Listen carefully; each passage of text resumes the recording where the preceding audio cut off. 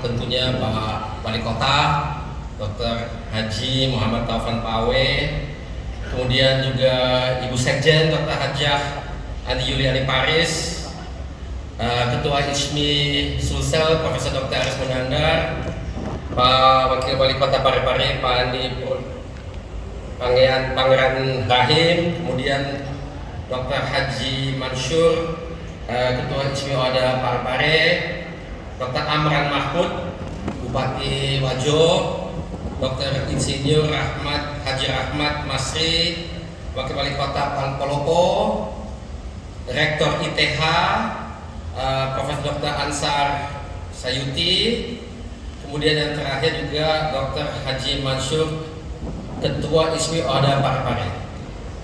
Saya sudah sebut tadi, dan tentunya Bapak Ibu lainnya yang mohon maaf saya tidak sebut satu-satu. Saya kira terima kasih Bapak dan Ibu masih ada di sini pada jam ini, dan saya ini hanya pembicara terakhir ya. Dan biasanya sulit sekali untuk pembicara terakhir masih bisa menyebut sesuatu yang menarik karena begitu banyak sekali hal yang sudah disebut. Untung tadi Ibu Sekjen udah kasih saya tugas, karena saya harus menerangkan ini transformasinya mau kemana gitu ya. Tapi dan itu memang satu hal yang penting sekali kita mengerti. Jadi pertama yang saya ingin terangkan atau menegaskan kembali itu adalah ISMI tadi sudah ditegaskan oleh Ibu Sekjen dan Bapak Ibu lainnya adalah satu organisasi yang non politis. Kenapa sebetulnya? Karena kita di sini ada fokus yang mungkin berbeda dengan organisasi keislaman lainnya. Fokusnya adalah di pembangunan. Itu yang menyatukan kita semuanya. Dari partai manapun kita berasal, dari warna keyakinan politik pun kita berasal, semuanya punya tujuan yang sama, yaitu apa? Kita mau bersama-sama membangun negara dan bangsa kita. Dan itu tujuannya.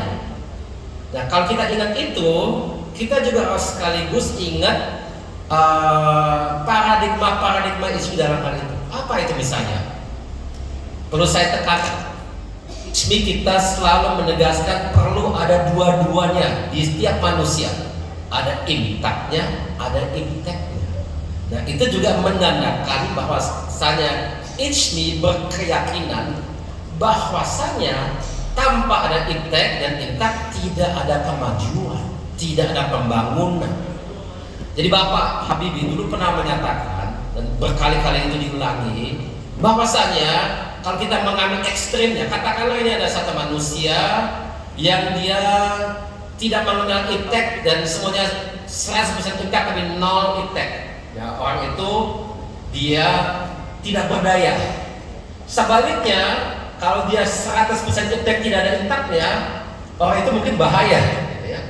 Jadi alangkah baiknya kita memang punya dua-duanya. Kalau kita impact saja kita nggak bisa apa-apa, kita bisa jadi korban. Gitu. Jadi sekali lagi ini semuanya kita mau lakukan demi kemajuan kita bersama. Jadi kalau kita mau maju, kita harus tahu ke arah mana. Kalau kita mau transformasi dari satu tempat, dari satu keadaan yang kita inginkan. Itu apa sebetulnya? Nah, perlu kita jawab mungkin ya, sehingga kita tahu dan kita melaksanakan hal-hal yang benar untuk mencapai tujuan itu. Kalau menurut saya itu jelas, kita mau menjadi yang sering disebut di media di mana-mana sebagai Indonesia emas. Apa itu Indonesia emas? Indonesia yang bukan saja sejahtera, tapi dia adil, maju, berdaya, menjadi contoh untuk negara-negara lainnya. Punya ekonomi berkeadilan, sekuler, regeneratif, inovatif, semuanya itu. Apa kita sudah di situ sekarang ini? Pasti belum. Sudah banyak yang kita capai dalam tujuan perjalanan menuju ke situ, tapi kita belum di situ. Kalau kita di situ ya kita sebagai contoh pendapatan per kapitanya pasti sudah jauh lebih tinggi daripada sekarang.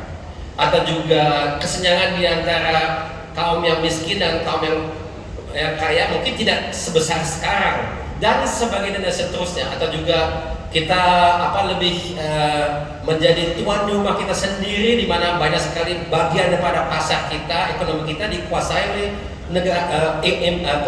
produk-produk impor. Saya tidak katakan semuanya kita harus buat sendiri. Tidak ada satu negara pun yang semuanya dia buat sendiri. Tapi derajat ketergantungan kita dari impor, misalnya di alat kesehatan sudah 92%, itu tidak sehat. Ya kita harus perbaiki itu. Nah, peranan ISMI itu apa? Nah, kalau kita lihat ke belakang, ISMI selalu datang dengan inovasi-inovasi. Apa misalnya? Bank syariah pertama di Indonesia itu bank mana? Muamalat. Idenya dari mana? ISMI. Kita juga pernah melahirkan koran, namanya Republika, masih ada. Karena dulu dilihat bahwasanya untuk di media yang memang rohnya Islam itu nggak ada yang kuat, jadi kita buat. Kemudian ada juga yang kita kenal sekarang sebagai dompet duafa, menjadi satu badan zakat yang sangat besar. Itu juga idenya lahir di ISMI. Jadi untuk mencapai tujuan itu, kita tidak boleh berhenti untuk berinovasi.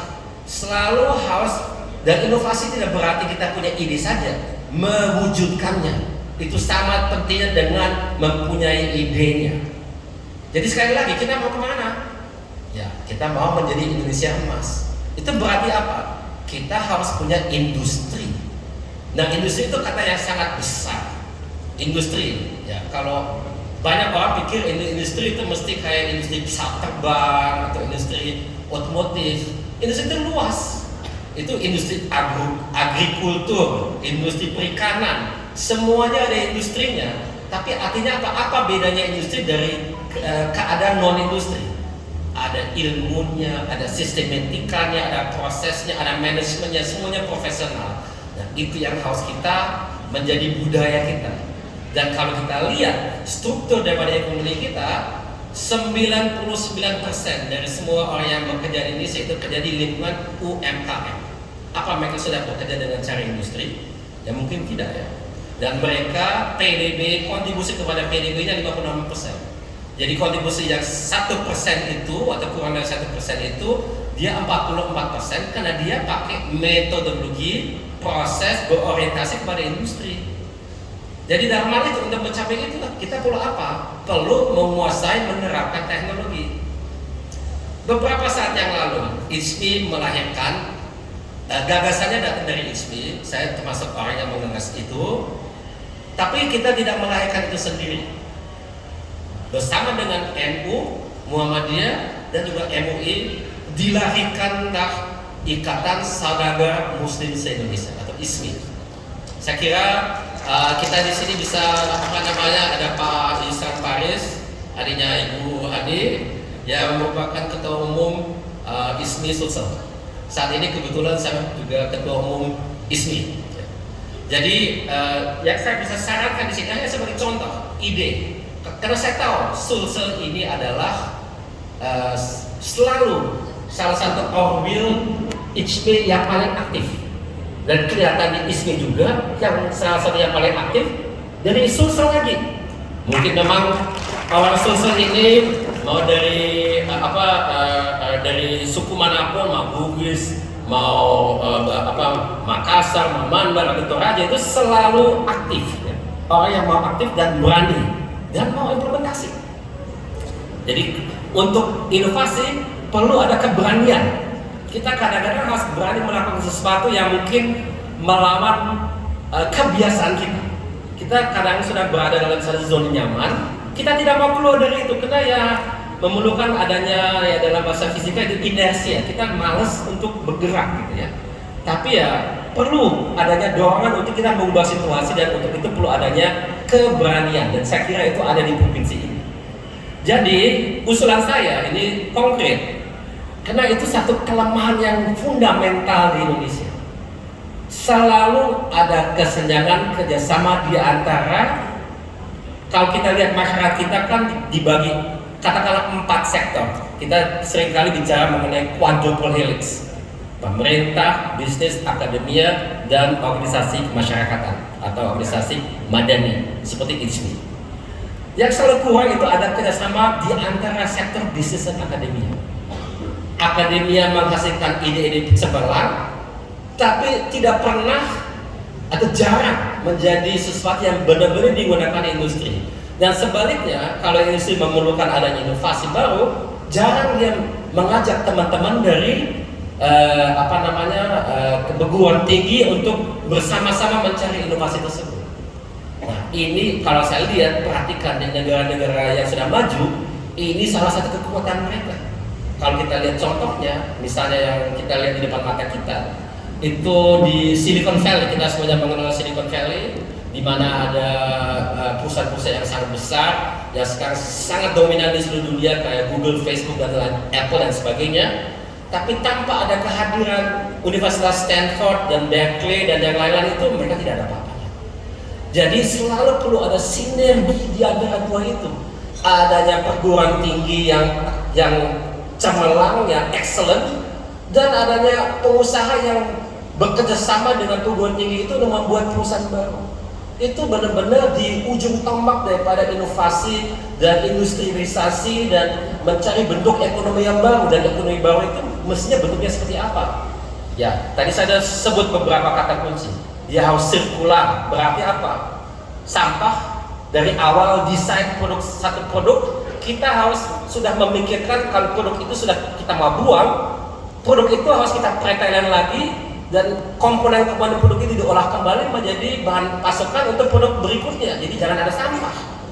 Kedua, kalau kita menggunakan energi, ya harus menggunakan energi terbarukan.